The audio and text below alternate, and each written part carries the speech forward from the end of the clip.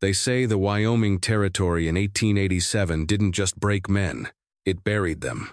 But for Caleb Dalton, the soil wasn't the problem, it was the silence. A silence so loud, it drowned out his prayers. You've heard the stories of mail-order brides before, polite meetings at train stations and shy glances. This isn't one of those stories. This is the true account of a woman who didn't wait for a carriage, but rode through a biblical flood to find a man she'd never met, carrying a secret that could get them both killed. Tonight, we uncover the legend of the bride who rode through the rain, and the cowboy who found out that sometimes God answers prayers with a storm. The calendar nailed to the wall of the cabin read the 14th of October, 1887. But for Caleb Dalton, time had stopped moving forward the day his brother died 2 years ago. The Double Bardee Ranch, 3,000 acres of scrubgrass and hard-packed earth, sitting in the shadow of the Medicine Bow Mountains, was quiet. Too quiet. It was the kind of silence that seeped into the timber walls and settled in the dust on the mantelpiece. Caleb was 34, though the sun and the wind had carved lines into his face that made him look 40.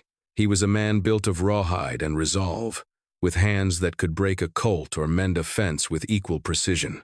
But those hands had grown tired of cooking singular meals in a cast-iron skillet and washing singular plates.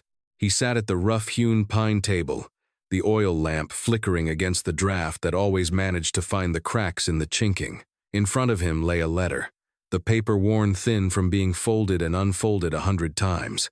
Dear Mr. Dalton, I do not fear the work. I fear only a life without purpose. I have read your description of the Wyoming Territory, and where others might see desolation, I see a canvas waiting for a brush. I am not a delicate woman. Caleb, I have buried parents and I have worked a loom until my fingers bled. If you are a man of your word, I will be a woman of mine. I will be on the 4 p.m. train to Laramie on the 16th. Yours in faith, Sarah Ann Miller. Caleb rubbed his eyes. He had prayed for this. He hadn't prayed for wealth, cattle prices were fluctuating, but he had enough to survive. He hadn't prayed for rain, though the drought earlier in the summer had nearly ruined the hay crop. He had gone down to the creek, knelt in the mud 3 months ago, and asked the Almighty for someone to share the burden of living. He didn't ask for love, specifically. He asked for a partner. He asked for a witness to his life. She's comin' in 2 days, Caleb muttered to the empty room. His dog, a 3-legged heeler named Buster, thumped his tail once against the floorboards but didn't lift his head. Caleb stood up and walked to the window. The sky outside was bruising, deep purples and blacks swirling over the peaks. The air pressure had dropped so fast his bad knee, the one a steer had kicked in, 82, was throbbing. Storm's coming, he whispered. He thought about Sarah Miller. He knew little about her. Really. The correspondence had been brief, facilitated by a matrimonial agency in St. Louis. She claimed to be 28. She claimed to be from Ohio. She wrote with a steady hand, her loops and crosses precise. But paper could hide a lot of things. It could hide a temper, a weakness, or a past. Caleb wasn't naive. He knew why women came west. Some were running from the law, some from poverty, and some from memories they couldn't scrub out of their minds. He supposed he was running too, in a way, running from the loneliness that felt like a physical weight on his chest.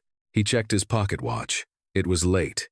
He needed to be up before dawn to check the herd in the south pasture before he hitched the wagon for the long ride into Laramie. If the storm broke hard, the creek at Miller's Pass might rise. He needed to get to town before the roads turned to gumbo. He blew out the lamp.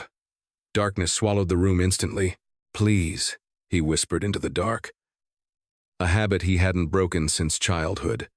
Just let her be real. Let her be kind. But the wind outside was picking up, howling around the eaves of the cabin like a warning. It sounded like a woman screaming, or perhaps a woman weeping. Caleb pulled the quilt up to his chin, his gun belt hanging off the bedpost within arm's reach. In the Wyoming Territory, you prayed with one eye open. The storm didn't just break, it shattered the sky. By noon on the 16th, the day Sarah was scheduled to arrive, the world had turned into a gray, violent wash of water. Caleb was already hours behind schedule. The south pasture fence had been taken out by a spooked herd of elk, and he'd spent the morning wrestling barbed wire in the driving rain. He was soaked through his duster, his hat heavy and sodden. He rode his gelding, Rusty, back toward the ranch house to hitch up the buckboard wagon. Laramie was a 4-hour ride in good weather. In this, it would take 6. He was going to be late. Damn it. Caleb hissed, wiping water from his eyes. If he wasn't there when the train pulled in, what would she think? That he had abandoned her?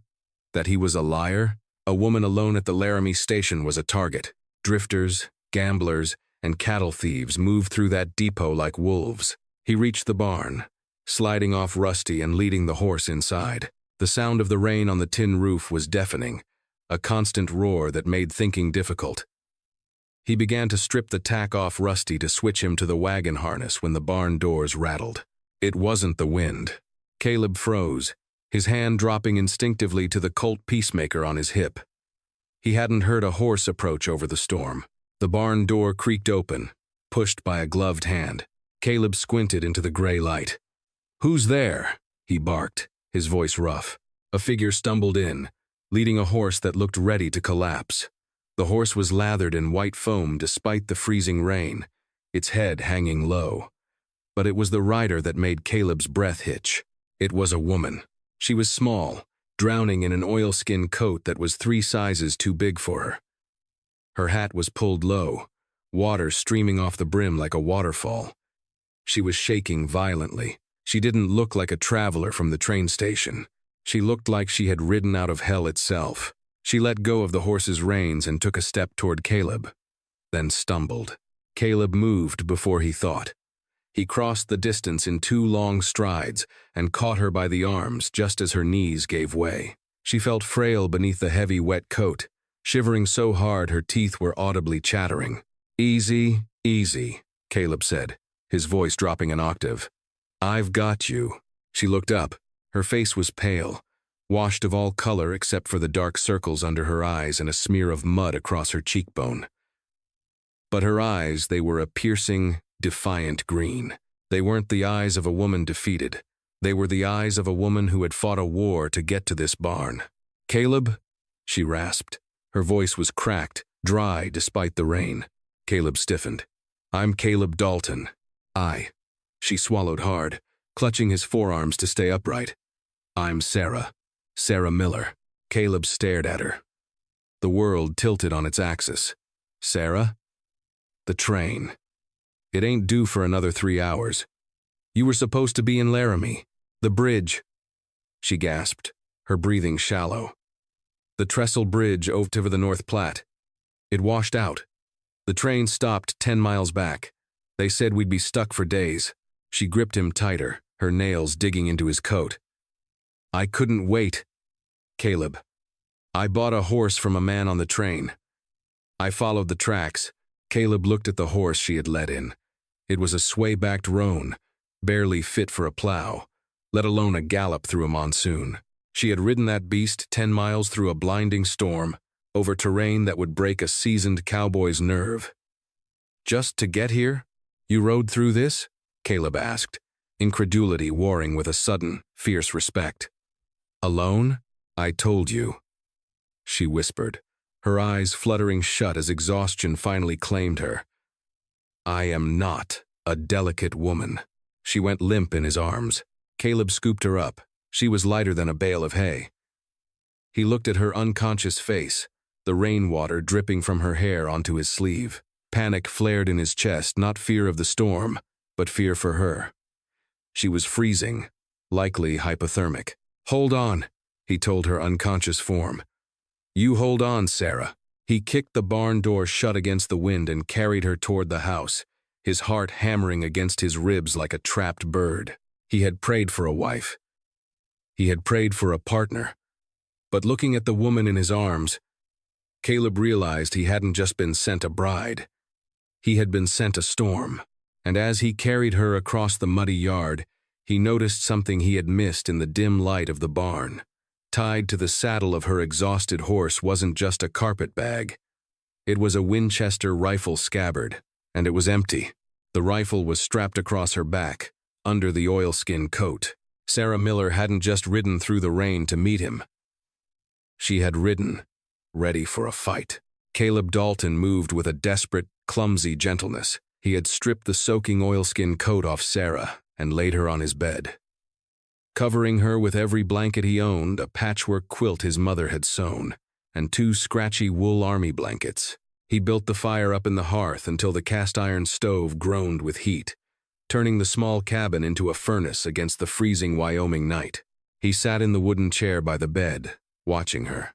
In the firelight, stripped of the oversized coat and the mud, she was startlingly pretty. But it was a hard kind of pretty. Her hands, resting atop the quilt, were calloused. There was a thin white scar running across her knuckles on the left hand. These were hands that had done work, hard work. The Winchester rifle sat propped against the wall by the door. Caleb had unloaded it. It was fully loaded with 44 to 40 rounds, the same caliber as a Colt revolver. A practical choice. It meant she only had to carry one type of ammunition. That wasn't the choice of a seamstress from Ohio. That was the choice of someone who expected to be shooting back. Around midnight, the storm outside shifted from a roar to a steady, rhythmic drumming. Buster, the dog, whined softly and rested his chin on the bed frame. Sarah stirred. Her eyes snapped open, wide and panicked. She didn't gasp. She went rigid. Her hand shot out from under the blankets, groping for something at her hip, a phantom holster. "Easy," Caleb said, keeping his voice low and steady, showing his empty hands. "You're safe. You're at the Double Bar D." Sarah's gaze swung to him, wild and disoriented. It took a moment for the fear to recede, replaced by a sharp, calculating look. She pulled the blankets up to her chin, her eyes darting to the door, then to the window, then to the rifle. "My gun," she said. Her voice was stronger now, though still raspy. "It's over there." "Unloaded," Caleb said, nodding toward the wall. "I don't generally allow loaded weapons in the house, unless I'm the one holding them." "Bad for the woodwork." Sarah sat up slowly, wincing as she moved. "I didn't mean to intrude like this." "The storm. You rode 10 miles through a flash flood," Caleb interrupted, his tone unreadable. "You didn't intrude, Sarah. You survived. Question is, what were you surviving from? The storm, or something else?" Sarah looked away, staring into the flickering flames of the stove. "I told you in my letters. I wanted a new life. A new life doesn't usually require a Winchester lever action and a horse ridden to near death," Caleb countered gently. He leaned forward, elbows on his knees. "Look, Miss Miller, or is it Mrs.?" She flinched. A microscopic reaction, but Caleb saw it. "It's Miss Miller," she said, her jaw setting. "And a woman traveling alone in the territories has a right to protect herself. You know what men are like out here." "I do," Caleb agreed. "But I also know that folks coming from Ohio usually take the train all the way to the platform. They don't jump off 10 miles early and ride through a washout unless they don't want to be seen getting off at the station." The silence stretched between them, heavy and thick. The fire popped, a knot of pine exploding in the heat. "I need to know, Sarah," Caleb said, his voice dropping. "If I'm going to marry you, if we are going to do this, I need to know what walked through my door. Because right now, I've got a strange woman in my bed and a rifle by my door, and I've got a feeling trouble is riding right behind you." Sarah looked at him then, really looked at him. She saw the worry in his eyes, but also the kindness. She saw a man who hadn't thrown her out, hadn't taken advantage of her vulnerability, and who was asking for the truth not out of anger, but out of caution. "His name is Clayton Bishop," she whispered. The name landed in the room like a stone dropped in a well. Caleb knew the name. Everyone in the territory knew the name. Bishop wasn't just an outlaw. He was a cattle baron who operated out of the Dakota Territory, a man with enough money to buy judges and enough hired guns to bury witnesses. "Bishop?" Caleb frowned. "What business do you have with a man like Clayton Bishop?" Sarah pulled the blanket tighter. "I was his bookkeeper for 3 years, in Deadwood. I thought it was legitimate business. Cattle. Land rights. But then I saw the ledgers. The real ones. She looked up, her green eyes blazing with a terrified intensity. He wasn't just buying land, Caleb. He was stealing it. Forging deeds, burning out homesteaders, bribing marshals. I found the proof. A list of names. Judges he owned, sheriffs on his payroll. Caleb felt a cold chill that had nothing to do with the drafty cabin. And you took it? I took it, she nodded. I mailed the ledger to the Attorney General in Washington 2 days ago from a post office in Cheyenne. But Bishop found out I took it. His men. They've been tracking me since Deadwood. That's why I couldn't get off at Laramie. I saw one of his scouts at the water stop in Medicine Bow. They were waiting for the train. She reached out, grabbing Caleb's hand. Her grip was surprisingly strong. They don't know I mailed it. They think I still have it. If they find me, Caleb, they won't just kill me. They'll make it hurt first. Caleb looked down at her hand in his. He had asked God for a wife. He had asked for a partner. Instead, he had been handed a death sentence wrapped in a soaked oilskin coat. He should put her on a horse and send her to the fort. He should ride to town and get the sheriff, though if what she said was true, the sheriff might be on Bishop's payroll. But then he looked at her face. He saw the desperation and the courage. She had stood up to a tyrant. She had done the right thing, even when it cost her everything.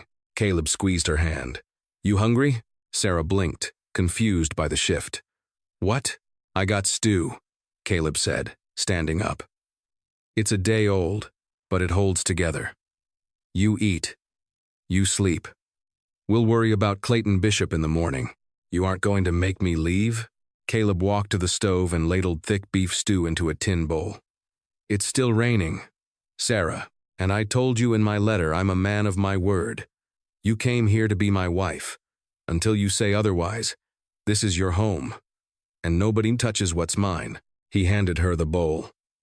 But as he turned back to the window, watching the lightning flash over the mountains, Caleb Dalton rested his hand on his gun belt. He knew the peace of the double-bar D was over. The storm outside was nothing compared to the one riding toward them. The morning of October 17th broke with a deceptive calm. The rain had stopped, leaving the world scoured clean and shining under a pale, watery sun. The air smelled of sagebrush and wet earth, the perfume of the high plains. Caleb was up before dawn. He had moved Rusty and Sarah's roan into the back paddock, hiding them from the main road.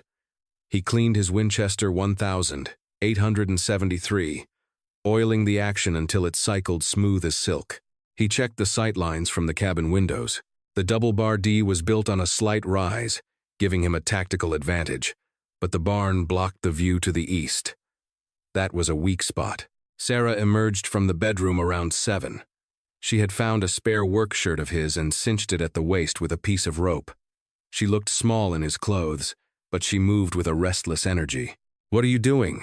She asked, watching him position a box of ammunition on the mantel. Getting ready for company, Caleb said flatly. If Bishop's men were at the train station, they'll be checking the local ranches. A woman alone doesn't just vanish. I should go, Sarah said, stepping toward him. I can take the horse and head for the mountains. I can hide in the timber. If they find me here, they'll burn this place down. Caleb stopped her with a look. You wouldn't make it 5 miles. The creeks are flooded. The passes are snowed in. Besides, he nodded toward the breakfast table, where he'd laid out biscuits and coffee. We have a deal. Yours in faith, you wrote. Well, faith means sticking it out when the wolves come. Before Sarah could argue, Buster began to bark a deep, warning bark that Caleb knew well. Caleb moved instantly to the window. He peered through the gap in the curtains. 3 riders. They were coming up the long driveway, their horses kicking up mud. They weren't riding hard. They were riding with the arrogance of men who owned the road. They wore long duster coats, hiding their hips, but the way they sat in their saddles told Caleb they were heavily armed. Get in the cellar, Caleb ordered, his voice leaving no room for argument. Caleb, now, Sarah. He pointed to the trapdoor under the rug in the kitchen. Don't come out unless I tell you to. If you hear shooting, you stay down there until it stops. If it stops and you don't hear my voice, you take the back way out through the root cellar doors and you run." Sarah looked at him, her eyes wide with fear, but she nodded. She scrambled under the table, pulled back the rug, and lifted the heavy wooden trapdoor. She slipped into the darkness beneath the floorboards, and Caleb kicked the rug back over the seam. He grabbed his rifle, walked out onto the porch, and racked the lever.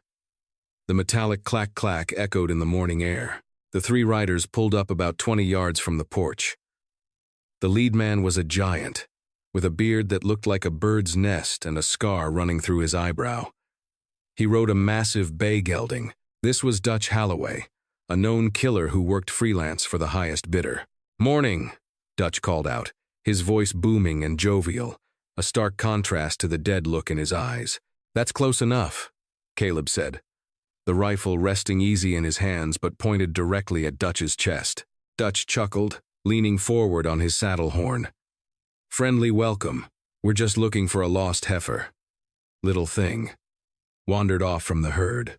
Brown hair, green eyes. Answers to the name of Miller. You seen any stray stock like that?" Caleb didn't blink. "I don't run cattle that ain't branded, and I haven't seen anyone. Roads are washed out. Nobody's been through here in 2 days." Dutch's eyes narrowed. He scanned the yard, looking at the fresh mud, looking at the barn. "Is that right? 'Cause we found a horse about 5 miles back. Dead. Ridden into the ground. Looked like it came this way. Lots of horses die in storms," Caleb said.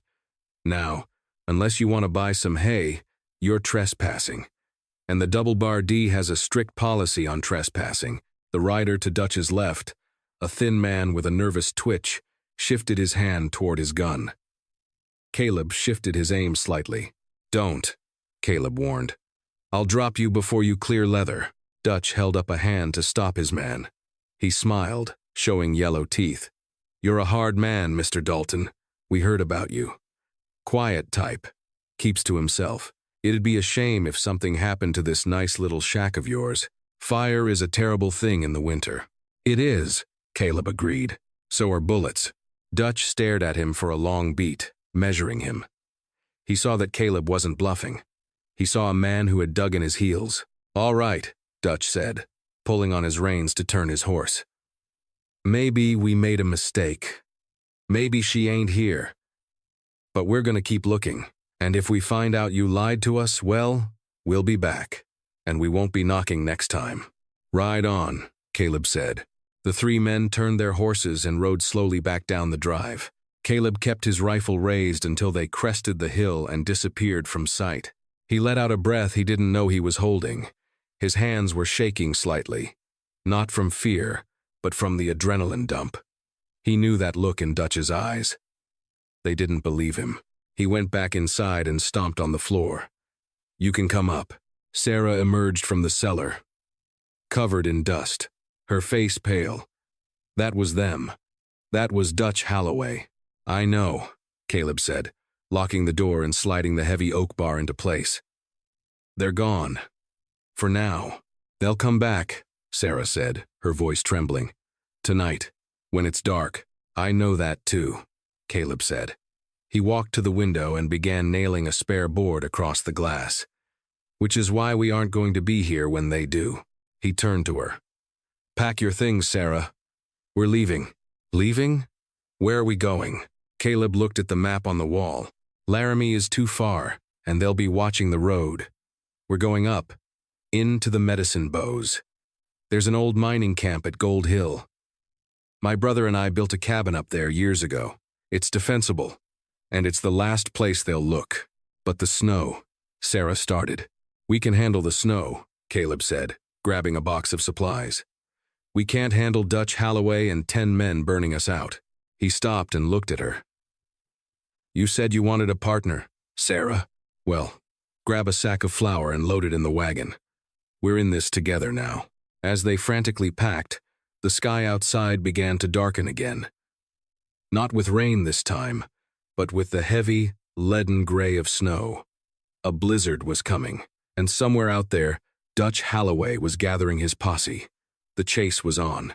The Medicine Bow Mountains were not merely a geological feature to the people of the Wyoming Territory. They were a boundary line between the living and the dead.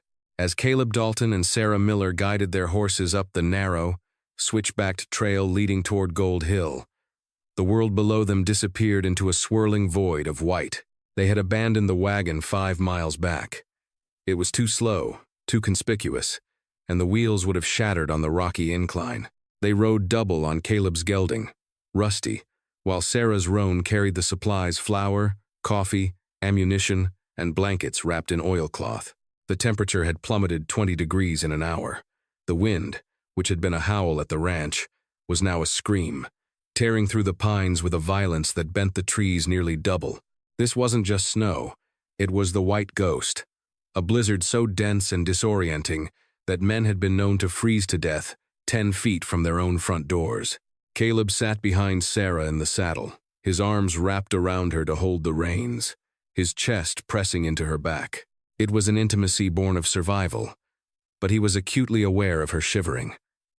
She was wearing his heavy wool coat over her own, but the cold was a living thing, seeking out every gap in their clothing.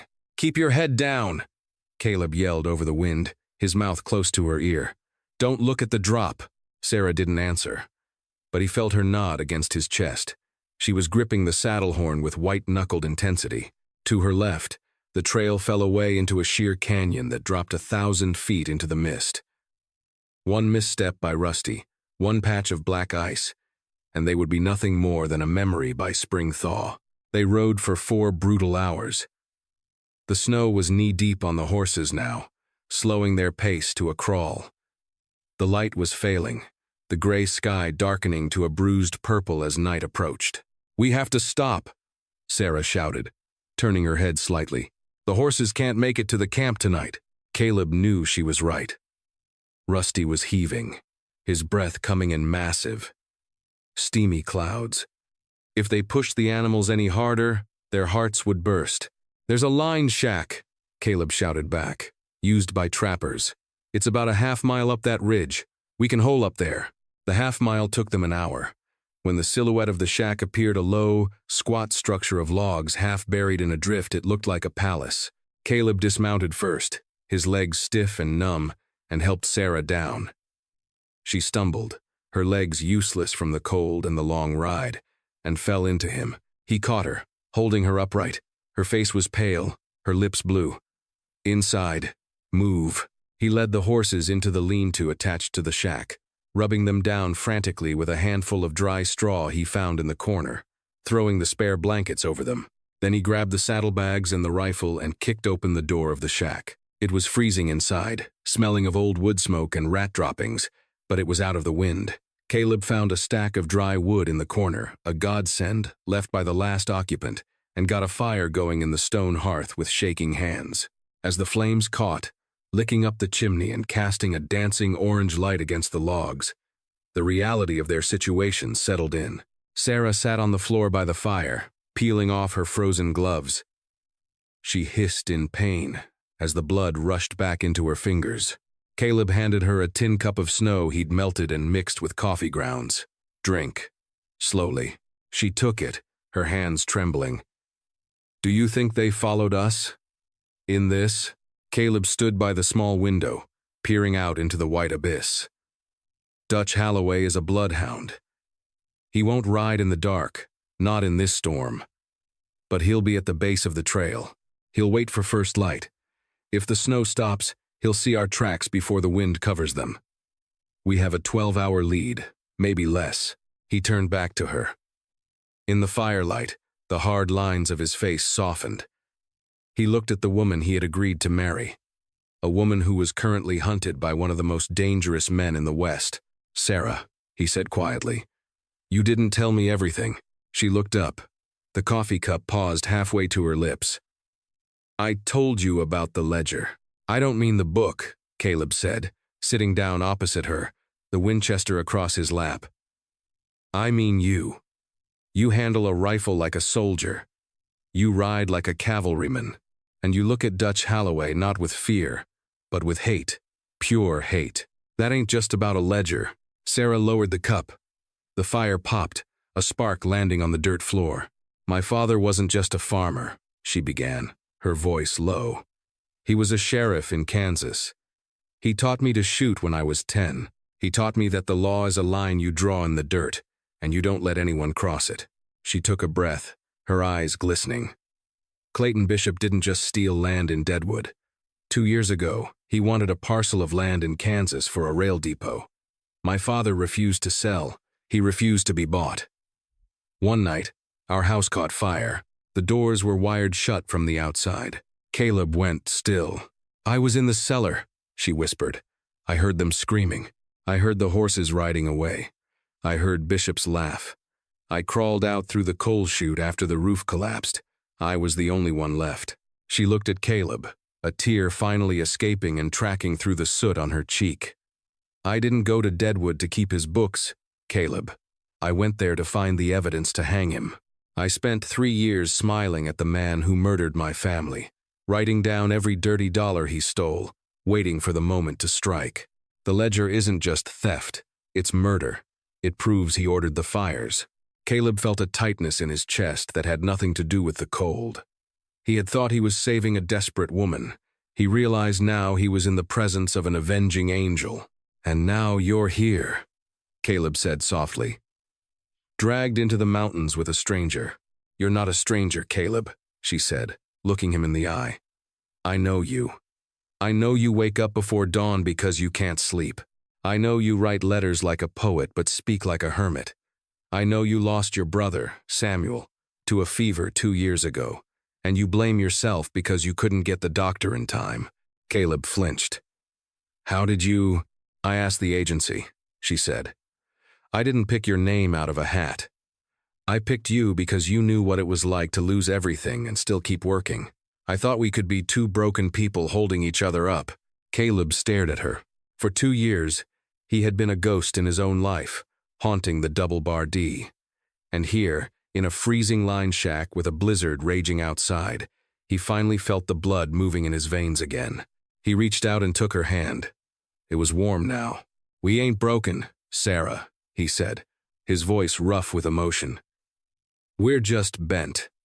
And bent things are harder to break. He squeezed her hand. Get some sleep.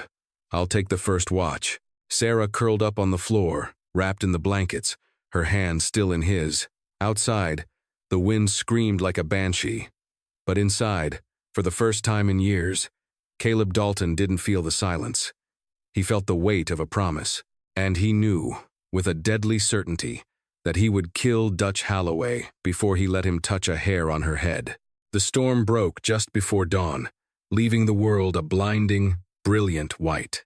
The silence that followed was heavy, amplified by the thin air at 8,000 feet. Caleb and Sarah had made the final push to Gold Hill at first light. The mining camp was a ghost town abandoned 5 years ago when the vein dried up. A cluster of 3 tumble-down shacks, and the main cabin sat nestled against a granite cliff face. The main cabin, built by Caleb and Samuel during the boom, was sturdy.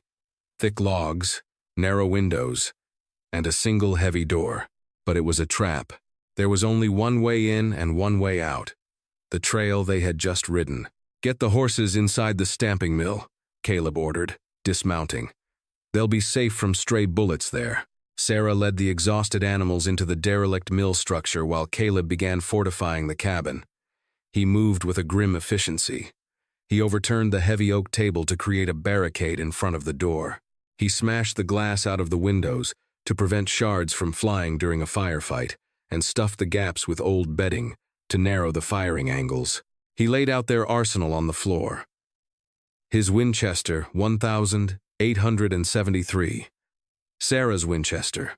His Colt Peacemaker, a rusted double-barreled shotgun he had found under the floorboards left behind by Samuel, and a box of brittle, old shells. Will it fire? Sarah asked, returning from the mill. She was breathing hard, the high altitude taking its toll. Might blow my hand off, Caleb muttered, cracking the shotgun open to check the barrels. But at close range, it'll stop a charge. They waited. The sun climbed higher, reflecting off the snow with a glare that burned the eyes. The waiting was the worst part. It was the silence before the thunder.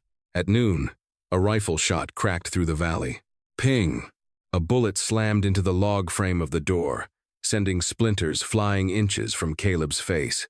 He threw himself to the floor, dragging Sarah down with him. "They're here!" From the ridgeline 300 yards away, dark shapes detached themselves from the trees. 3 riders, then 2 more, then another. 6 men. Dutch Holloway had brought reinforcements. "They're staying out of range," Caleb hissed, peering through a chink in the logs. "Smart. They know we have rifles." "Dalton!"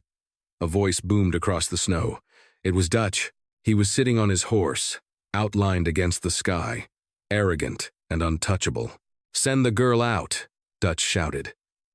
"Send her out with the book, and you can walk away. I give you my word as a gentleman." "A gentleman," Caleb shouted back, citing his Winchester. "You're a hired killer, Dutch, and the only thing I'm sending out is lead." He squeezed the trigger. The shot echoed like a cannon blast. Dutch's horse reared, and Dutch cursed, wheeling his mount back behind the tree line. "That was a warning," Caleb muttered, cycling the lever. "Next one goes between his eyes." But the warning had started the war. The air suddenly filled with the hornet buzz of bullets. The posse opened fire from the tree line, a suppressing hail of lead that chewed up the front of the cabin. Wood chips rained down on Caleb and Sarah as they crawled toward the windows. "Take the left window," Caleb yelled over the roar of gunfire. "Don't shoot unless you have a target. Save your ammo." Sarah propped her rifle on the sill, her cheek pressed against the cold wood stock. She was terrified. Her heart was hammering so hard she thought it would bruise her ribs, but her hands were steady. She remembered her father's voice. "Breathe. Squeeze. Don't yank." She saw movement, a man in a brown duster trying to flank them, running from tree to rock. She tracked him. He paused to reload. Crack.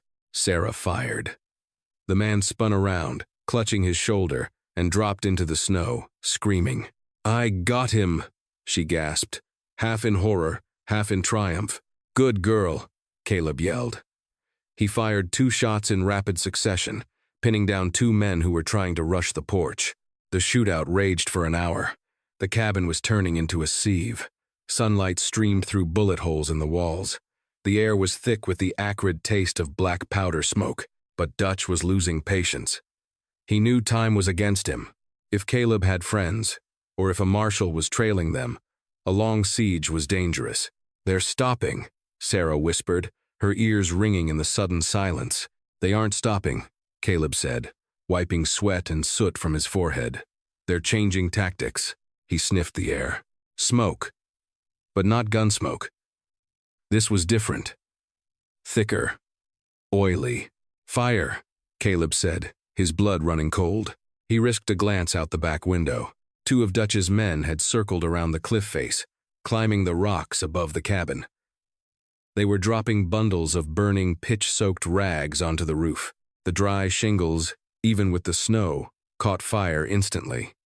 The heat radiated down through the ceiling boards. "They're burning us out," Caleb said, his voice deadly calm. He looked at Sarah. Her face was smudged with gunpowder, her eyes wide. "We have to run," she said. "If we run, they cut us down in the open," Caleb said. He looked at the roof, hearing the crackle of the flames growing louder. He looked at the heavy oak table barricading the door. He grabbed the old double-barreled shotgun. "Sarah," he said, grabbing her shoulders. "Listen to me. The roof is going to collapse in 5 minutes. When it does, the smoke will cover the yard. I'm going to kick that door open. I'm going to draw their fire." "No," she screamed, gripping his shirt. "You'll be killed." "I'm going to make a path," he said, shaking her. "You run for the stamping mill. Get the horses. Ride up the creek bed. It's frozen solid. It leads to the high pass. You can lose them there." "I am not leaving you," Sarah cried, tears cutting tracks through the soot on her face. "We do this together." That was the deal. The roof groaned. A burning piece of timber fell onto the floor, igniting the rug. Caleb looked at her. He saw the fire in her eyes, matching the fire above them. He realized she wouldn't leave. If he pushed her out, She'd just turn around and start shooting. "All right," Caleb said, a reckless grin spreading across his face. Together, he handed her his Colt Peacemaker. 6 shots, close range, keep the rifle for the distance. He kicked the table away from the door. He racked the slide of his Winchester one last time, holding it in one hand and the shotgun in the other. "On 3, he said. The fire roared above them, a dragon consuming the cabin. The smoke was filling the room, choking them, forcing them low. 1, Caleb said. Sarah cocked the hammer of the Colt. 2. Caleb took a breath. He thought of the silence of his ranch. He thought of the prayers he had said. He looked at the woman beside him, the storm he had invited in. 3. Caleb kicked the door open. It swung wide, banging against the outer wall. They didn't run. They charged.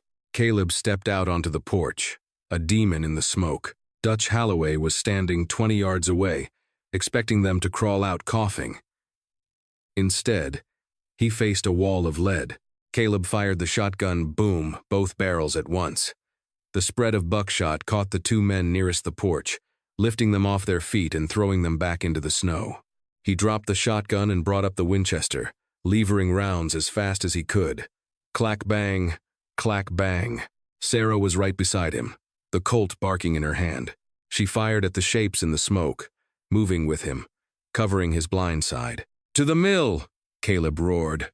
They sprinted across the open ground. Bullets zipped past them like angry bees. Caleb felt a tug on his sleeve, a bullet passing through the fabric and a stinging burn on his thigh. But his adrenaline was so high he didn't falter.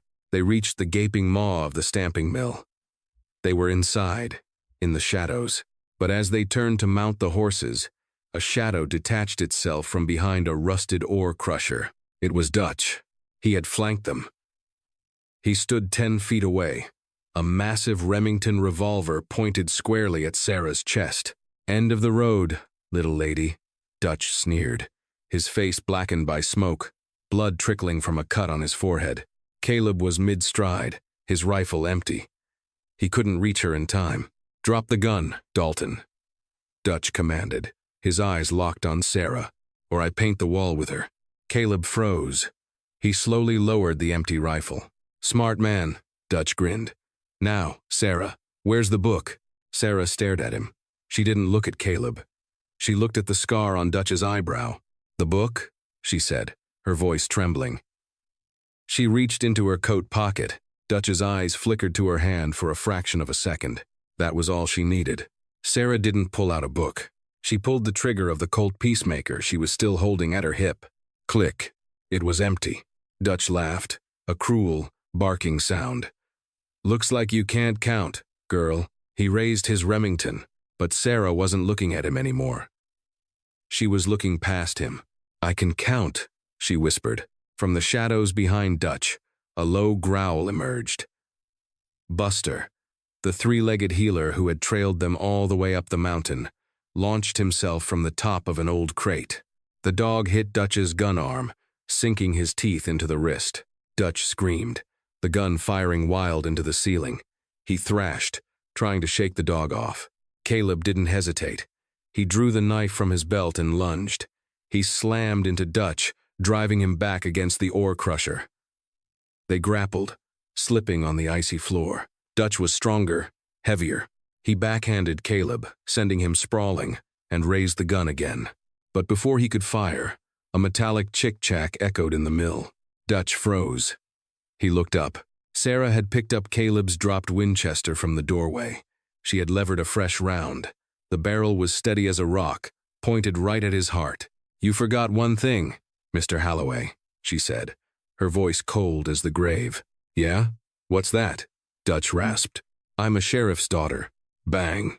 The shot hit Dutch squarely in the chest. He looked down, surprised, then collapsed backward onto the pile of mine tailings. He didn't move. Silence rushed back into the mill, broken only by the crackle of the burning cabin outside and their own ragged breathing. Caleb scrambled up, limping heavily. He went to Sarah. She was standing frozen, the rifle still raised. He gently took the barrel and lowered it.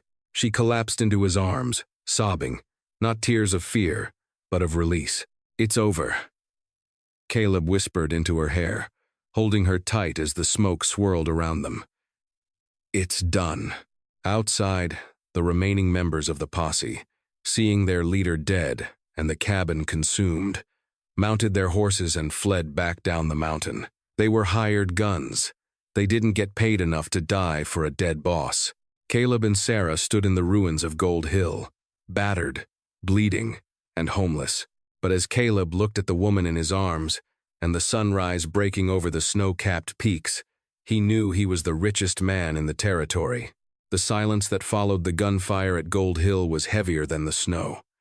Inside the ruined stamping mill, Sarah knelt beside Caleb, tearing strips from her petticoat to bind the bullet wound in his thigh.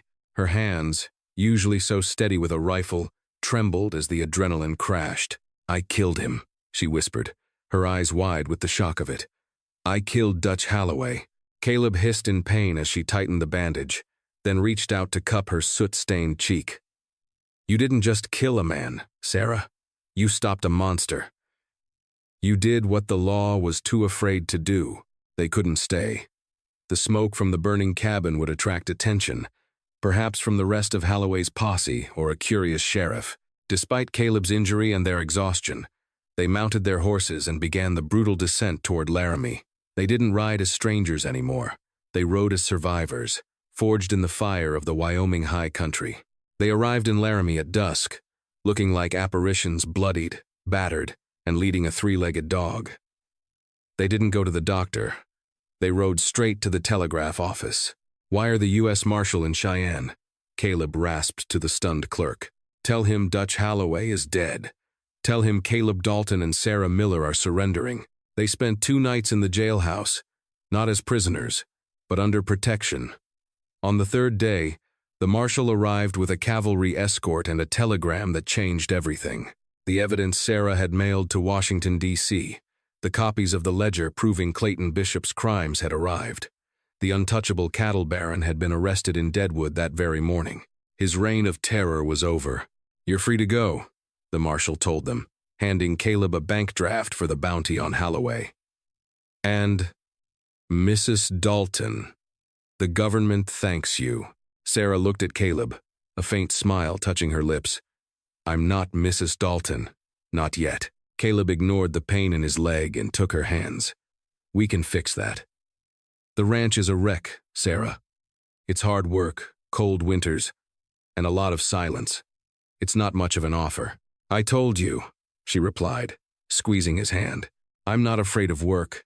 I'm afraid of a life without purpose. And I think I found it." 2 weeks later, on a crisp November Sunday, they were married in the front parlor of the Double Bar D. There were no white gowns, only a simple blue dress and a worn Bible. "I, Caleb, take thee, Sarah," he promised, his voice steady. "Through the storm and the quiet, and I, Sarah, take thee, Caleb," she answered. "Until the mountains crumble." They used the bounty money to rebuild the ranch and a schoolhouse for the valley. They had 3 children and grew old with the grace of the mountains. Sarah never picked up a gun again, becoming a healer known for her poultices. Caleb's leg always stiffened when a storm approached, a permanent reminder of the bullet he took for her. 40 years later, they sat on the porch of the ranch house, watching the sun set over the medicine bows. Caleb, his hair now white as the snows of Gold Hill, reached for Sarah's hand. "I prayed for you, you know," he rasped. "I asked for someone to share the silence. I didn't ask for a storm." Sarah smiled, looking at the life they had built from the wreckage. And, Caleb sighed. Content. It was the best damn storm that ever hit this valley. Caleb and Sarah Dalton didn't find love in a ballroom. They found it in the crosshairs of a rifle and the teeth of a blizzard. They remind us that true partnership isn't about gazing into each other's eyes, it's about standing shoulder to shoulder when the world tries to burn you down. Their graves lie on the hill overlooking the valley, the inscriptions worn away by time. But if you listen closely, when the wind howls off the mountains, you can almost hear the echo of a Winchester and the whisper of a prayer that was finally, miraculously, answered.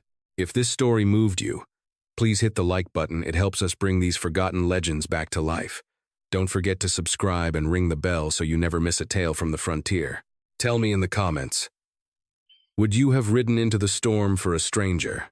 I'm your name, and I'll see you on the next trail. Stay wild.